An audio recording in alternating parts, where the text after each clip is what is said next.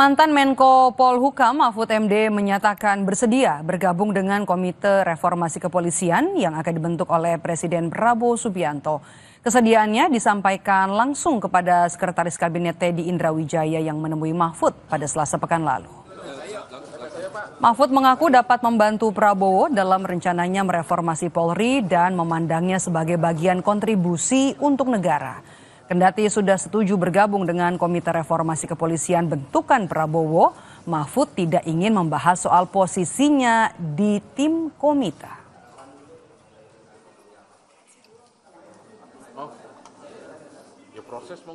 Nah, disitulah kami diskusi banyak.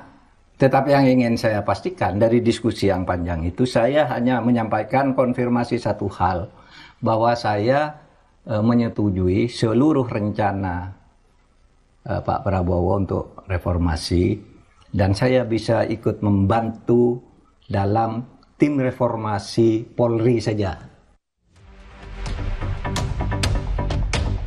Kapolri Jenderal Listio Sigit Prabowo mengeluarkan surat perintah terkait pembentukan tim transformasi reformasi Polri. Pembentukan tim menindaklanjuti aspirasi masyarakat tentang perbaikan di tubuh Polri. Total ada 52 perwira tinggi dan menengah masuk dalam tim transformasi reformasi Polri.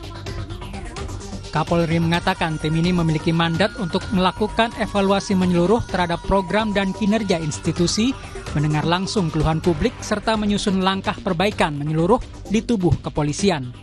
Upaya reform terhadap hal-hal yang harus kita perbaiki, baik dari sisi operasional, instrumental, kemudian dari sisi pengawasan, dari sisi-sisi yang memang selalu menjadi perhatian publik. Kita selalu membuka ruang untuk melakukan perbaikan. Oleh karena itu, dengan adanya harapan dibentuknya Komisi Reformasi Kepolisian, tentunya Polri juga mempersiapkan tim internal di dalam untuk kemudian melakukan evaluasi. Komjen Krisnanda Dwi Laksana ditunjuk Kapolri sebagai Ketua Tim Transformasi Reformasi Polri. Hal ini sesuai dengan surat perintah Kapolri tertanggal 17 September 2025. Jabatan terakhir Krisnanda adalah sebagai Kepala Pendidikan dan Pelatihan Polri sejak 11 November 2024. Sebelumnya, ia pernah menjadi Kepala Sekretaris Pimpinan Lemdiklat Polri dari 23 Desember 2022 hingga 11 November 2024. Lulusan Akpol pada 1989 ini juga pernah menjabat Direktur Keamanan dan Keselamatan Korlantas Polri. Mantan Kabareskrim sekaligus penasihat Kapolri Ito Sumardi menjamin tidak ada konflik kepentingan di tim transformasi reformasi bentukan Kapolri karena diisi perwira tinggi dan menengah Polri. Ito mengatakan tim transformasi ini akan mengundang pihak luar untuk memberi masukan.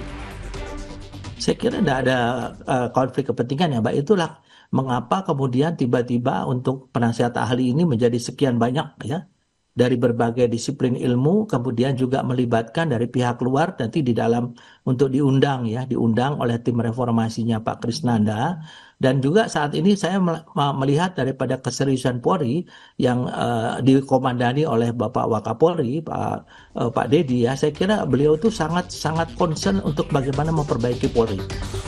Sementara Direktur Eksekutif Amnesty International Indonesia Usman Hamid menegaskan para perwira tinggi dan menengah yang masuk di tim bentukan Kapolri tidak akan bisa maksimal mengkritisi kinerja kepolisian. Tapi selama ini kan daya kritisnya rendah sekali, bahkan nyaris tidak ada gitu. Jadi untuk apa berada di dalam kalau tidak misalnya mendorong perubahan yang besar gitu. Atau yang kedua, kalaupun misalnya Kapolri ingin melibatkan unsur masyarakat, mengapa tidak dari luar sekalian? Kenapa harus diambil dari dalam kembali?